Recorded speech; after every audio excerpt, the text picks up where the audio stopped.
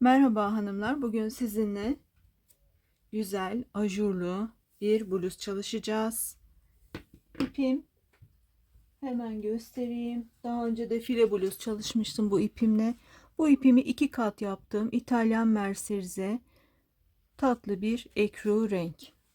2 kat yaparak çalışacağım bunu. Tığım 4 numara. Ve şimdi size ölçümüzden bahsetmek istiyorum. Arkadaşlar herkes kime örülecekse bu bluz göğüs bölgesinden bir bebek için veya küçük bir çocuk için örülüyorsa göbek bölgesinden, genç kız veya genç bir hanım için örülüyorsa göğüs bölgesinden güzelce yere paralel bir şekilde aynaya bakarak, mümkünse birinden yardım almamız daha iyi olur ama yoksa aynaya bakarak yere paralel bir şekilde göğüs ölçümüzü alıyoruz ve ikiye bölüyoruz. Örneğin ben göğüs ölçümü aldım, ikiye böldüm, 2 santim de ekledim ve toplamda benim 50 santimlik bir etek ucu zinciri çektim. Burada herkesin etek ucu farklı olacak, hiç problem değil. Sadece şunlara dikkat edeceğiz. Örneğimiz 8 zincir üzerine kurulan bir örnek. Ona göre hareket ederseniz çok kolaylık olur. Şimdi ben zincirimi çektim. 5 zincir ile yukarı çıkıyorum.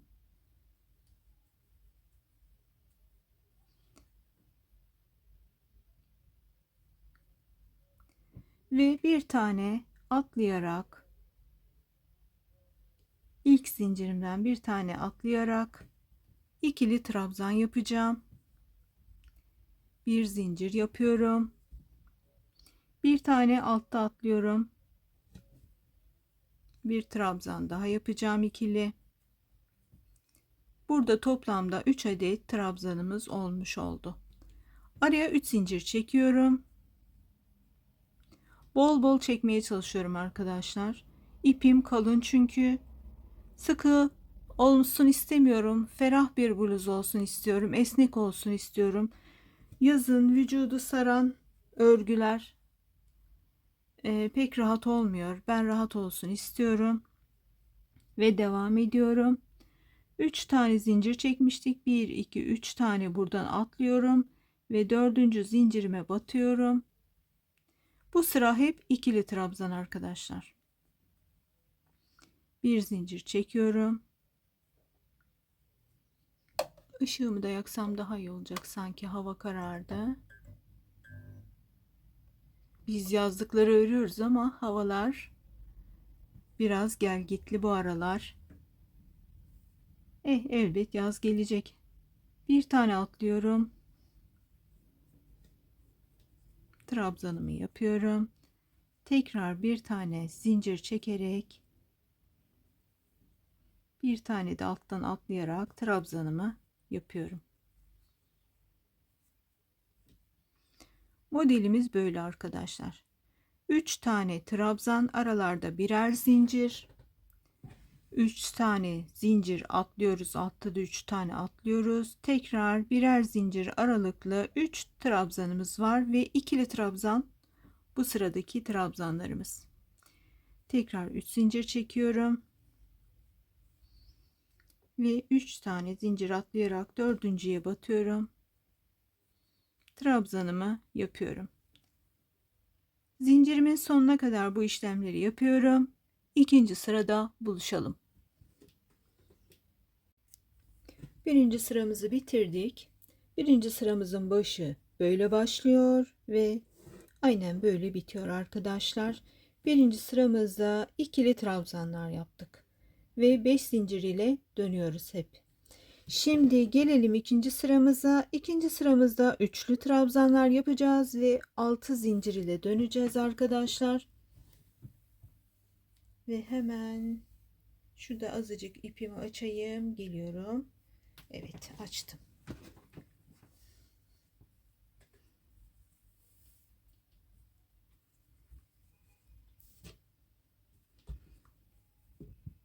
6 zincir çektim. Üçlü trabzan yaptığım yerlerde 6 zincir ile dönmeyi unutmayalım. Ve hemen tığıma 2 tane doluyorum. Batıyorum. 2 çekiyorum. İkisini çekiyorum. İkisini çekiyorum. Uzunca bir trabzanım oluyor. Araya bir zincir. Tekrar 2 tane doluyorum tığıma.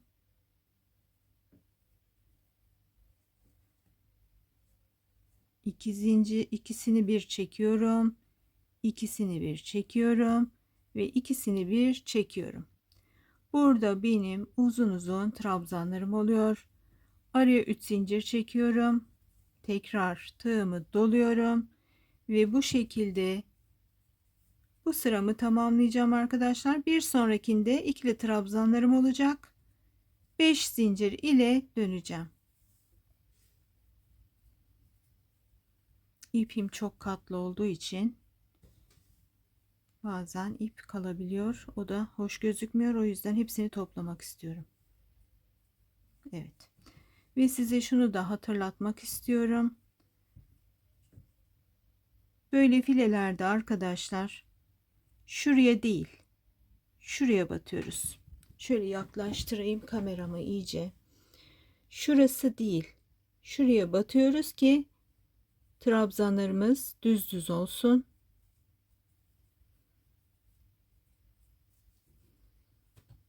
Arkadan da önden de dümdüz gözüksün.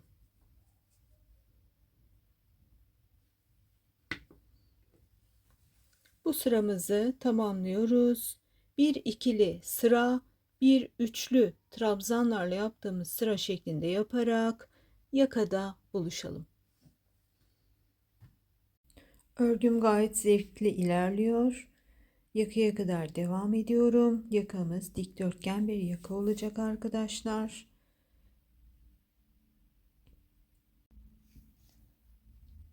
Şu an yaka bölümündeyim arkadaşlar. Şöyle minicik bir omuzumuz var. Burada uzun trabzanlarımdan yaptım.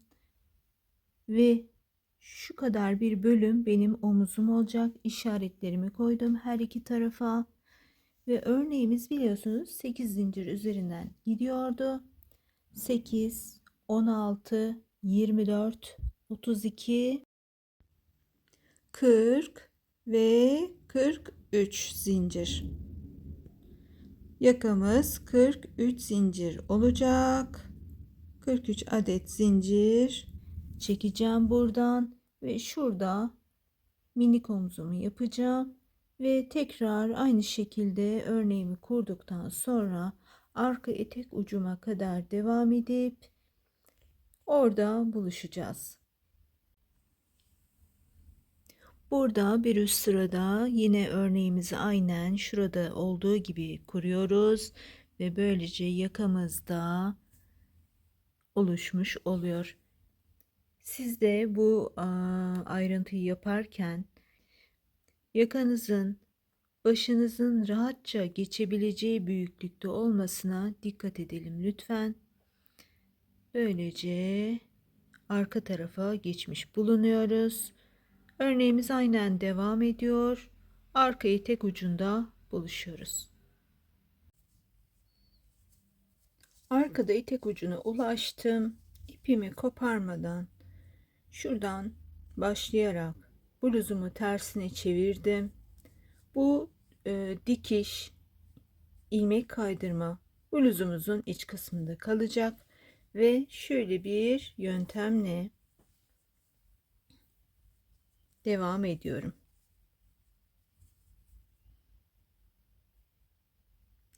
Uzun trabzanlarımın içerisinden her bir ipliğin kıvrılış noktasından ilmek kaydırma yapıyorum. Biraz bolca yapmaya çalışıyorum.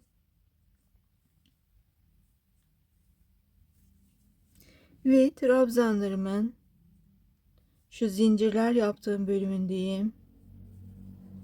Orada da karşılıklı olarak her iki yuvadan giriyorum.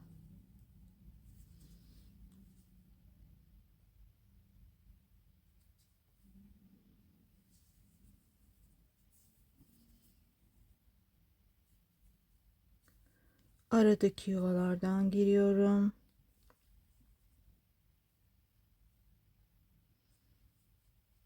Burada kolu bu birleştirme işleminden sonra yuvarlak bir şekilde öreceğiz. Kolumuz bütün halinde çıkacak. Sadece iki yanda, arka ve ön bedenlerin birleşim yerlerinde bu işlemi yapmış olacağız. Şöyle bol bol arkadaşlar dikiş şeklinde yapıyoruz. Şuradan baktığımızda işlem gözükmüyor. Şurada kol işaretlerim var. Omuzdan itibaren kolumu ölçtüm. Yaklaşık 22 santim kolumu ölçtüm. Sadece dikkat etmeniz gereken, şöyle düz zeminde gösterirsem daha iyi göreceksiniz. Her iki işaretimde benim şu ikili trabzanları yaptığım noktaya denk geldi. Bunları birbirine denk getirirseniz ikili trabzanlar ikili trabzanlara, üçlü trabzanlar üçlü trabzanlara denk getirirseniz açtığımızda bizim dikişimiz şöyle gözükecek. Kol altına kadar girelim ve kolumuzu nasıl yaptığımız bölümünde buluşalım. Kolumun altındaki son birleştirmedeyim. İşaretlerimi artık çıkarabilirim.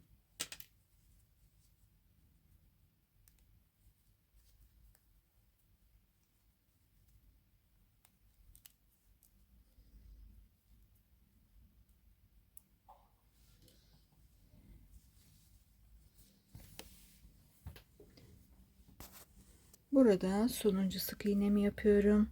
Daha doğrusu ilmek kaydırmamı yapıyorum. Ve bir zincir çekerek işlemi bitirdim. Şimdi hala bluzumun iç bölümündeyim. Kolumuzu bluzumuzun iç bölümünden öreceğiz.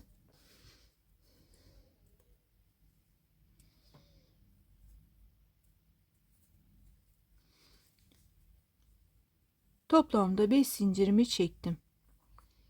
Ve her bir yuvaya batarak örneğimizi yeniden kuracağız arkadaşlar. Hemen başlıyorum.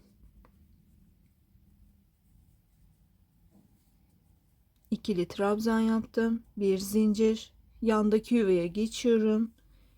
İkili trabzan, bir zincir, tekrar ikili trabzan, 3 zincir, tekrar ikili trabzan, bir zincir, tekrar ikili trabzan, bir zincir, tekrar ikili trabzan,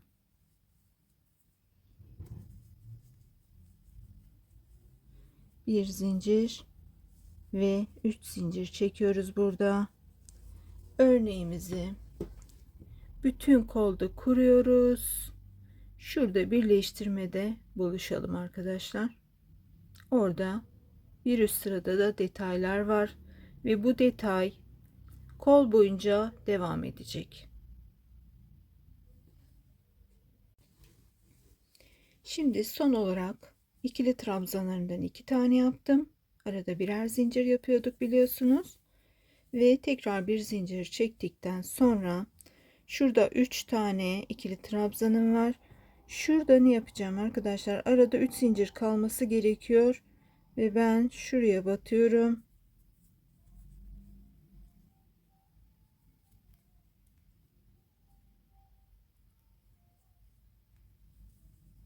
Ve ilmek kaydırma ile buradaki örneğimi kurmuş oldum.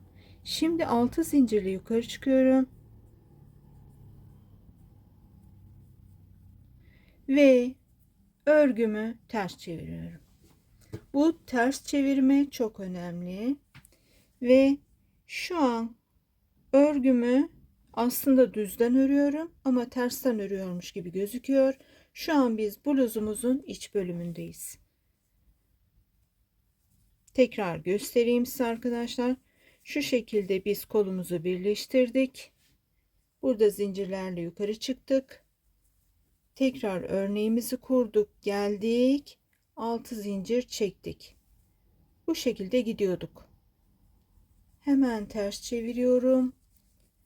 Artık bu ikinci sırayı içten öreceğim. Ve bu hep böyle devam edecek arkadaşlar.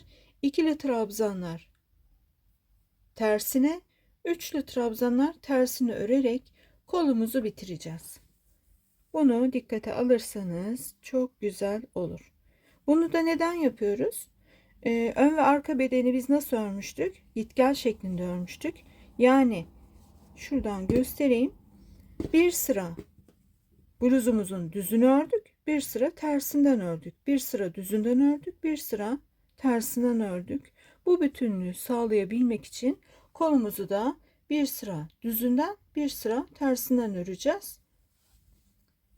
Böylece bütün bir görüntü olacak. Şimdi burada örmeye devam ediyorum. İkili trabzan, 2 tane ip sardım tığıma ve aynen diğer bölümlerde olduğu gibi ikili ikili alarak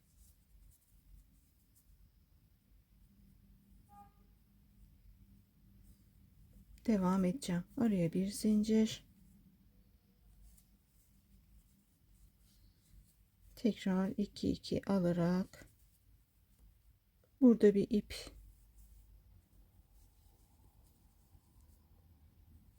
zaten çoklu bir ip, bir de 2 kat yaptım. Evet.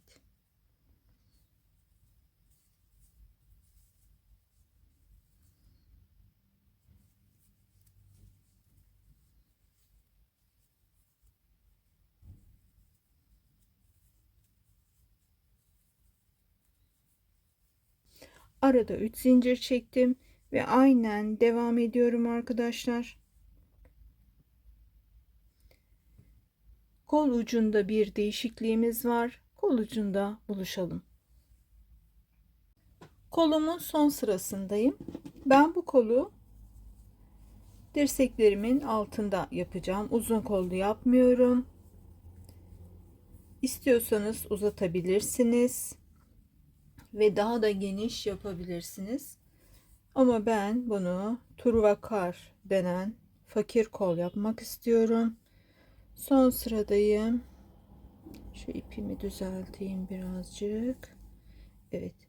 Burada yapacağım basit bir işlemle kol ağzımı birazcık genişleteceğim arkadaşlar. Şimdi ben son sırada ikili trabzan yapmaya başlıyorum. Şu bölüm yine aynı devam ediyor. Sadece küçük bir değişimle kol ağzımı birazcık genişletiyorum. 3 zincir değil, 4 zincir çekeceğim. Bu kadar basit bir yöntemimiz var. Ve hemen size sonucunu da göstermek istiyorum.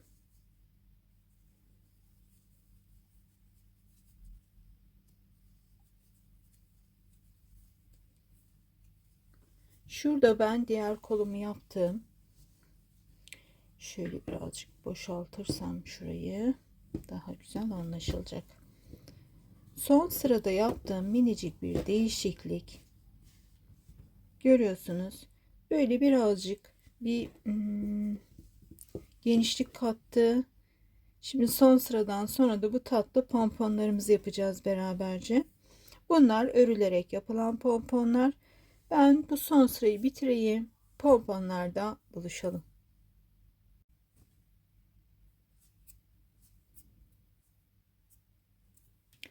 Şurada küçücük bir zincirler, aradaki 3 zincirleri 4 yapmamız, görüyorsunuz. Minicik de olsa bir genişlik kattı buraya. Eğer bunu uzun kollu yapmak istiyorsanız ve burasının daha da böyle geniş gitmesini istiyorsanız arkadaşlar, şuralardan başlayarak, ben bu noktadayım. Buradan başlayarak 4 sıra, 3-4 sıra 4 zincir, Daha sonra da beşer zincir yaparak bunu daha da geniş yapabilirsiniz. Bu tercihinize kalmış bir şey. Şimdi ben pomponlarla devam etmek istiyorum. Sıramı bitirdim. 3 zincirle yukarı çıkıyorum ve kolumuzun şöyle tuttuğumda şu kısmına doğru fıstıklarımı yapacağım. Burası biliyorsunuz aslında bizim bluzumuzun yüz tarafı. 3 zincirle yukarı çıktıktan sonra bir 3 zincir daha çekiyorum. Ve başlıyorum ikili fıstık yapmaya. İkili derken iki de çekilen fıstık arkadaşlar. Şöyle bir, iki, üçüncüyü de yapıyorum aynı yuvaya.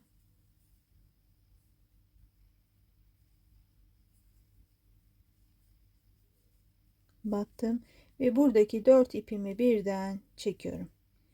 Buraya bir küçük zincir yapıyorum fazla sıkmadan. 2 zincirle yukarı çıktım. Zincirimin içerisine tekrar fıstık yapıyorum.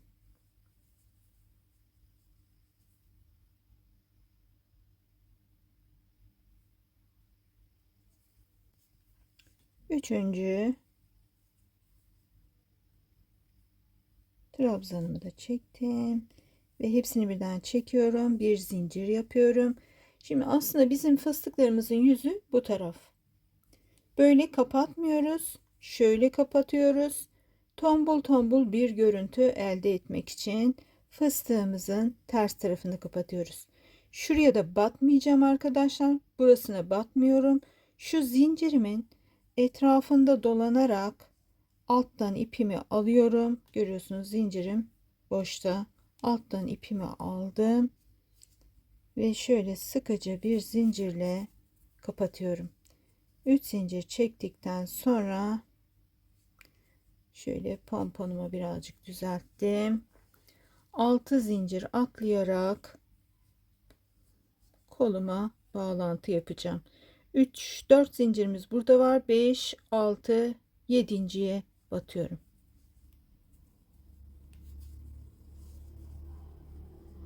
Birinci pomponumuz oluştu. Bir tane daha yapalım. 3 tane zincirle yukarı çıktım. Bir 3 zincir daha yapıyorum. 2 zincir aşağı inip üçüncümün içerisine batıyorum. Bir kere çektim.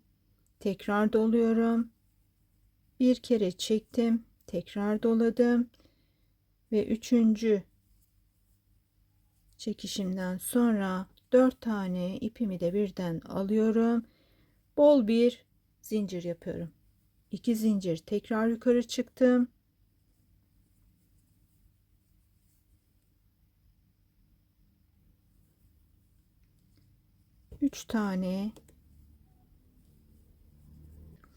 Üç tane trabzanımı üst bölümlerini çekmeden fıstık oluşturuyorum.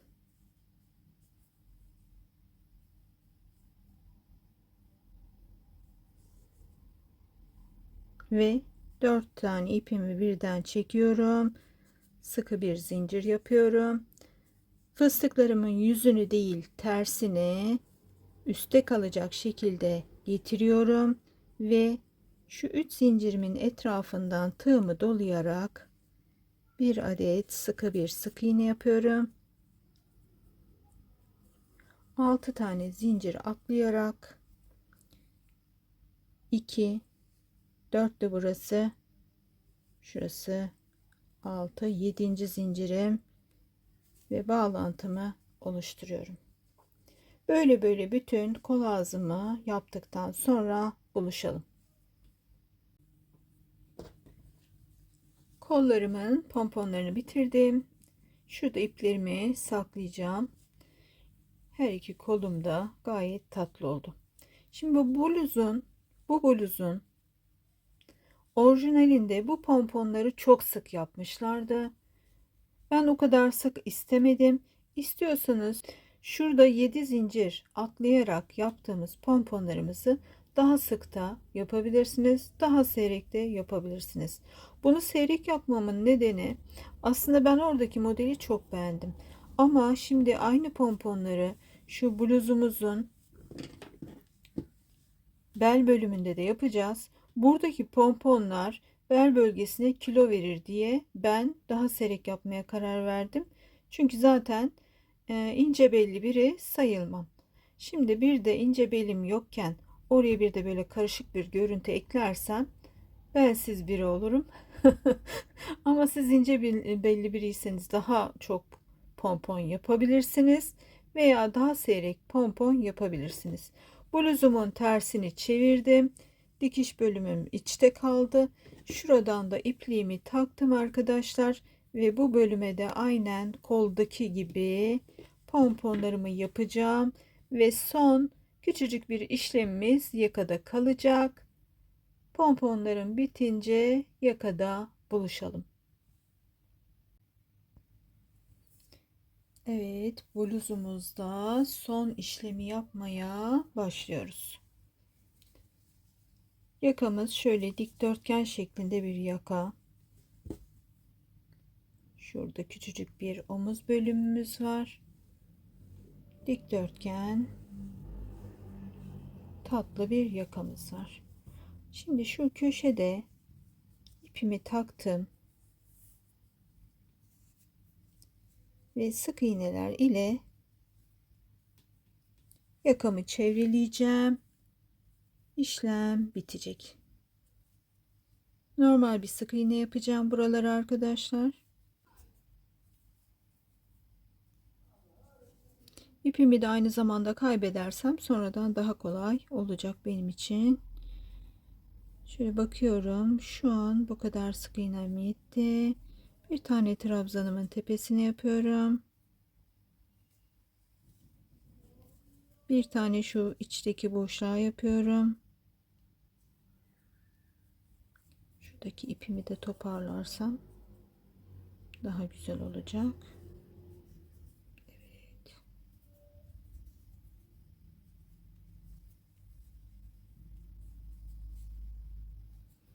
Tekrar trabzanımın tepesindeyim.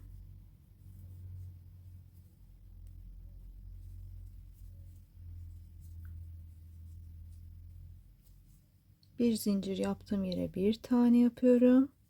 3 zincir yaptığım yere 3 tane sık iğne yapıyorum. Trabzanlarımın tepesine de bir tane yapıyorum.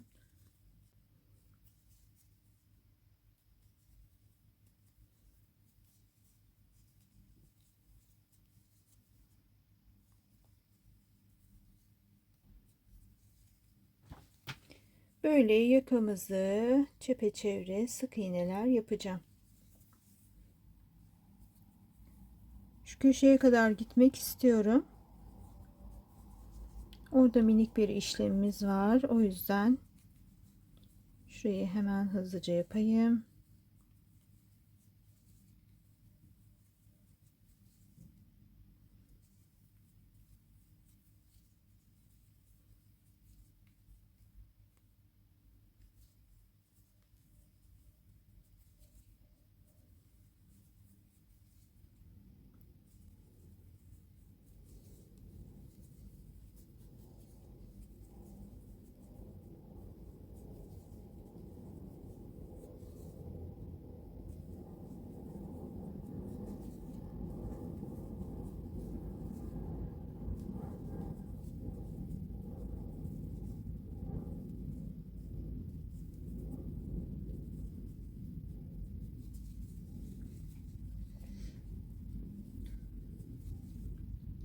Bu bluz pamuk iple ve fantezi iplerle örülebilir. Akrilik iple de örülebilir ama yazın akrilik ip naylon karışım olduğu için yakıyor. O yüzden ne kadar pamuklu iplerle günlük kullanıma uygun yaparsanız yazın o kadar rahat edersiniz.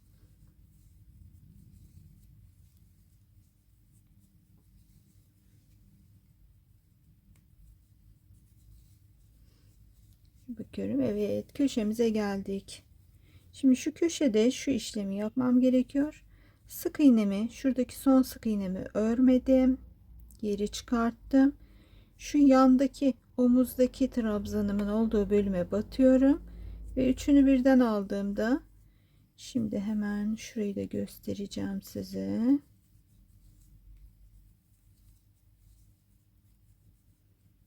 Bu da yandaki, yani üçünü bir alıyorum. Ve şöyle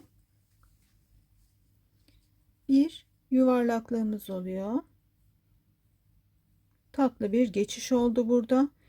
Ben böyle yapmayı tercih ediyorum. Ama sizin daha da kullanışlı bulduğunuz veya sevdiğiniz veya kolayınıza gelen bir model varsa onu da yapabilirsiniz.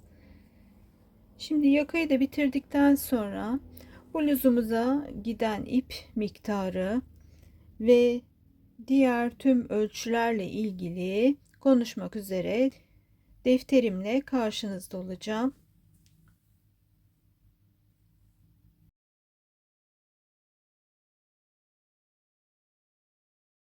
Merhaba arkadaşlar. Detaylarda beraberiz. File bluz mu dersiniz, ajurlu bluz mu dersiniz? Artık adına ne derseniz, ben file diyeceğim. Şöyle bir görüntüsü var file bluzumuzun. Pomponlarla süslendi etek ucu ve kolları. Yakasını sık iğne ile şöyle çevirdim. Dikdörtgen yakalı bir bluz.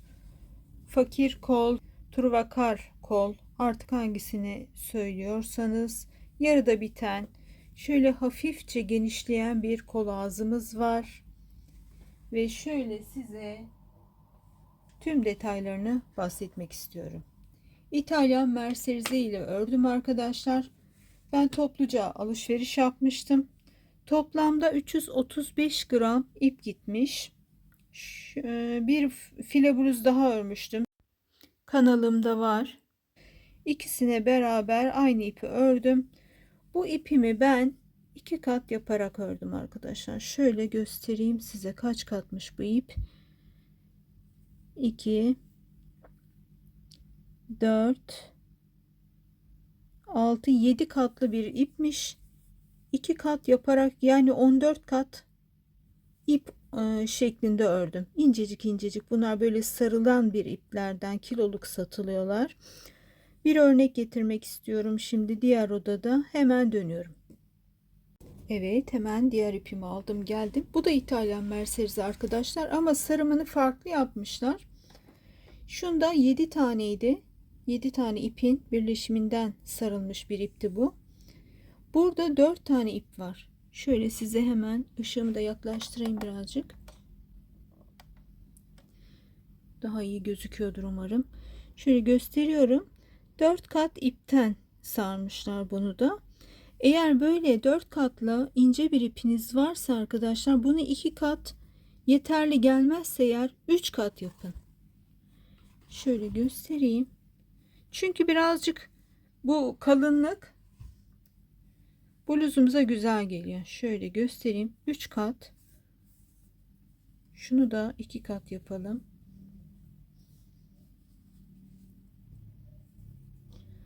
Şu 14 tane incecik incecik ipler oldu. Bu da 12 tane oldu. Şimdi eşitlenmiş gözüküyor. 2 tane eksik ama yine de bu yeterli olacaktır. Yani bunu 2 kat yaptığınızda biraz cılız olur. Bunu anlatmak için hemen bunu koyuyorum.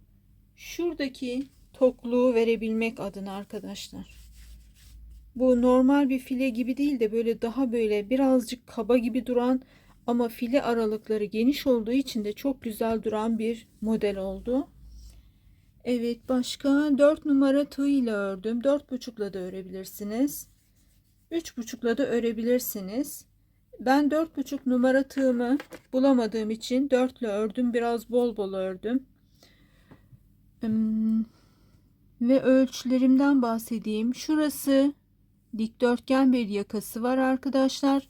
Tüm ölçülerimi pomponsuz haliyle aldım. Şu kolum şuradan ve şuradan hesaplayarak kolum 33 santim, Yükseklik, yani şu omuzdan itibaren bluzumun etek ucuna kadar olan bölüm 42 santim. Tam belimde bitiyor arkadaşlar. Göbek deliğimin tam üstünde bitiyor. Pomponlarla tam göbek deliğimde. Yani bu uzun bir bluz değil. Onu düşünerek ipinizi ve bluz genişliğinizi hesaplarsanız çok iyi olur. Eğer kalçada yapacaksanız bu bluzunuzu göğüs ve kalçanızı ölçtükten sonra hangisi daha çok ise ona göre yapın. Eğer kalçanız genişse kalçanıza göre yapın. Göğüs genişse göğsünüze göre yapın. Şu ne kaldı geriye? Yükseklik. Eni 50 santimdi arkadaşlar. Eni nasıl hesaplamıştık? Göğüs bölümünün en geniş yerinden yere paralel bir şekilde buradan mezrumuzdan bir ölçü aldık. Ön ve arka. Sonra bu ölçüyü ikiye böldük ve 2 santim ekledik şu bolluğu elde edebilmek için. Her iki taraftan 2 santim, toplamda 4 santim bolluk elde ettik. Geriye ne kaldı saymadım. Şunu söylemek istiyorum arkadaşlar. Bunu örerken aklıma geldi. Eğer bunu küçük bebeklerinize, tabii yemeyecekse onu da düşünmek lazım. Çok sıkı dikmek lazım bebek kıyafetlerini. Küçük kız çocuklarınıza yapıyorsanız bu kıyafeti, pomponlarla hiç uğraşmayıp sadece örgüsünü örüp şu pompon kısımlarını hazır satılan renkli pomponlardan yaparsanız, bu kıyafeti de onların seveceği pomponlara uygun renkten yaparsanız çok sevinecektir. Ve küçük bebeklere ve kız çocuklarına ölçüyü göbeklerinden alıyoruz. Çünkü en geniş yerleri göbekleri oluyor bebeklerin ve küçük kız çocuklarının. Bunun dışında anlatacağım bir şey yok. Çok basitti, çok kolay bir şekilde örüldü. Yani ben çok zaman ayıramadım gün içerisinde. Ama biliyorsunuz örgünün ustaları var. Yani birinin bir günde ördüğünü bir saatte ören ustalar var. Ellerinden öpüyorum kendilerinin. Buna rağmen ben 2 günde bitirdim bunu. Zaman ayırsaydım belki daha kısa sürede bitirirdim. Çok çabuk örülen ama çok da şık olan bir kıyafet oldu. Hem günlük kıyafet olarak hem de gece bir yemeğe giderken, bir davete giderken, davet derken tabii bir düğünden bahsetmiyorum. Düğün için düşünüyorsanız bunu, daha böyle simli, pırıltılı, çok güzel fantezi ipler var. Onlarla düşünebilirsiniz. İçine çok güzel bir elbiseyle ve takılar, ayakkabıydı, çantaydı derken her yere giyilebilecek bir kıyafet oldu. Dilerim beğenmişsinizdir. İşinize yarayacak, hoşlanacağınız bir model olmuştur. Çok teşekkür ediyorum. Hoşça kalın.